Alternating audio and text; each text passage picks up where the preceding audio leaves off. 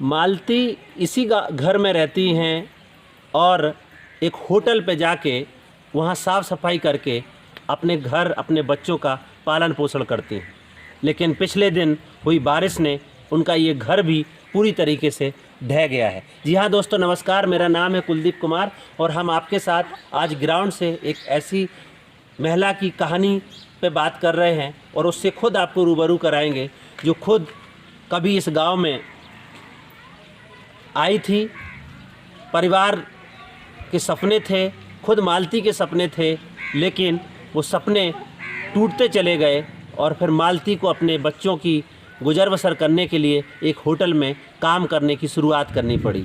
मालती इस गांव के वाल्मीकि परिवार से आती हैं और ये चमारी गांव में रहती हैं, जो कि जालौन ज़िले का एक गांव है। मालती इस घर में रहती थीं, लेकिन पिछले दिन बारिश से वो घर पूरी तरीके से गिर गया। आप देख पा रहे होंगे। हम मालती से जानेंगे क्या क्या तकलीफ़ों का सामना कर रही हैं।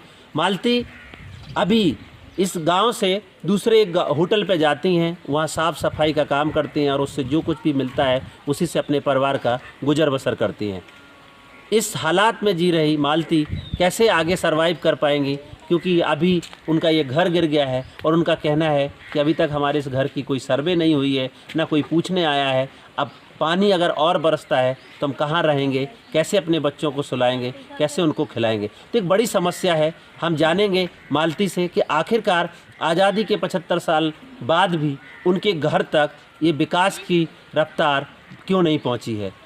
आज़ादी के 75 साल बाद भी मालती के जैसे मैनुअल स्कैवेंजिंग परिवारों के घर तक वो विकास क्यों नहीं पहुंचा है, जिसकी सरकार रोज़ बड़े बड़े होर्डिंगों के माध्यम से, तमाम विज्ञापनों के माध्यम से, टीवी के माध्यम से प्रचार करती है। ये ज़मीनी हकीकत है कि इस तरीके से बहुत सारे परिवार आज गांव में अपनी ज़िंदगी काटने को मजबूर रहते हैं। यहाँ पर इनका पूरा घर गिरा है। ये किस तरीके से संघर्ष कर रही हैं, हम मालती से ही जानेंगे उनके संघर्ष की कहानी। तो आप हमारे साथ बने रहें। आप इधर आ जाइए। आपका नाम क्या है बताइए? मालती। मालती। और इधर आइए आप। मालती, आप इधर बताइए, क्या क्या करते हैं आप? क्या किस गांव में रहते हैं? चमारी में। चमारी में क्या काम करते हैं? मजदूरी। क्या मजदूरी करते हैं बताइए? होटल पे साहब। किस होटल पे जाते हैं? कितने दूर है? ये बहुत दूर है, उरई। उरई। होटल का क्या नाम है? फिरबू ढाबा। फिरबू ढाबा। कितने बजे जाते हैं आप? 6 बजे जाते हैं। फिर क्या करते हैं? ये सब झाड़ू पोछा करते हैं। कितना पैसा देते हैं? सब पहले तो मिला थे 8,000, अब सब थोड़ी बढ़ा दे 10,000 हो गए साहब। अच्छा, रोज जाते हैं? हाँ साहब। और आपके पति क्या करते हैं? बस यही झाड़ू पोछा करते हैं। वो कहाँ जाते हैं? 2 जने जा साहब। अब दोनों लोग जाते हैं? अच्छा, तो क्या हुआ? आपका ये घर गिर गया, आप बता रहे हैं अभी। हाँ साहब, पानी बरसात में गिर गया, क्या करें। कौन था इसमें? जानवर आते साहब। तो जानवर भी मर गए? हाँ साहब। अच्छा, और क्या दिक्कत है? अरे बहुत दिक्कत साहब, खाना आना बनाते हैं छपरा में। हाँ, बच्चन को बहुत दिक्कत आती है। तो क्या आती है आप बताइए? बहुत सारे लोग देख रहे हैं आपको। ये दिक्कत कि रात के पानी बरसता है भाई, बैठे रहते हैं और क्या है।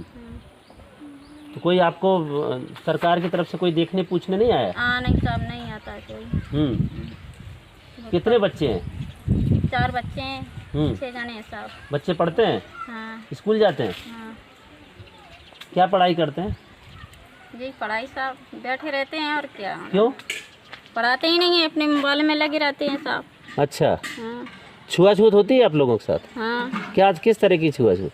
अरे दूर बैठाते हैं, दूर से देते हैं खाना आना। क्यों? अब साहब हम क्या बता दें, क्या दूर। नहीं, आपको क्या लगता है आपके साथ बच्चों के साथ छुआछूत क्यों करते हैं? अच्छा, अब साथ वाल्मीकि हैं, हम सब खुद मनाते हैं तो भैया बच्चे बैठने पड़ते हैं। वाल्मीकि के साथ छूते नहीं हैं लोग? नहीं। अच्छा, तो अभी सरकार ने इस ज़िले में बहुत सारे मैनुअल स्कैवेंजिंग परिवारों को 40-40 हज़ार रुपये से पुनर्वासन किया था। आप उस लिस्ट में आए थे? हाँ साहब। आपको भी मिला था? हाँ। कितने मिले थे? 40,000 मिले थे। क्या किया था उस 40,000 रुपये? जानवर खरीदे साहब। जानवर खरीदे। और क्या किया?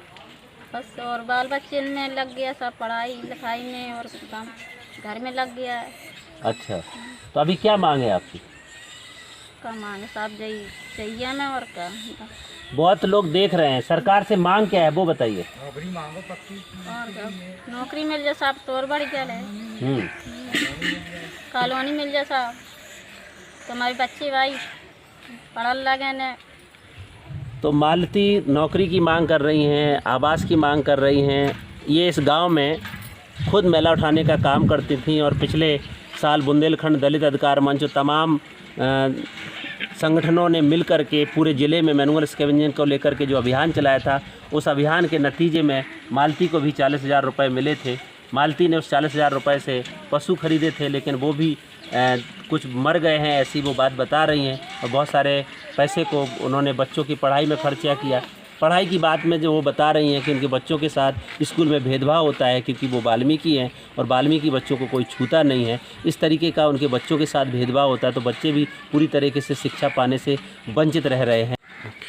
विकास की जो रफ्तार है वो मालती के घर तक कब पहुंचेगी, ये एक बड़ा सवाल है, क्योंकि मालती का घर गिर गया है और मालती जिस संघर्ष के साथ इस गांव में रह रही हैं, वो एक बड़ा सवाल है कि आखिरकार तमाम तरीके की सरकारी स्कीमें हैं, लेकिन इस गांव में, इस मैनुअल स्कैवेंजिंग परिवार तक ये स्कीमें क्यों नहीं पहुंची हैं।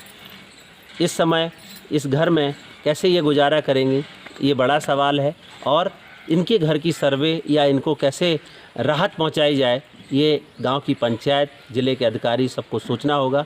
आज की कहानी में इतना ही। कल फिर मिलेंगे एक नई कहानी के साथ। तब तक के लिए नमस्कार। जय भीम, जय संविधान।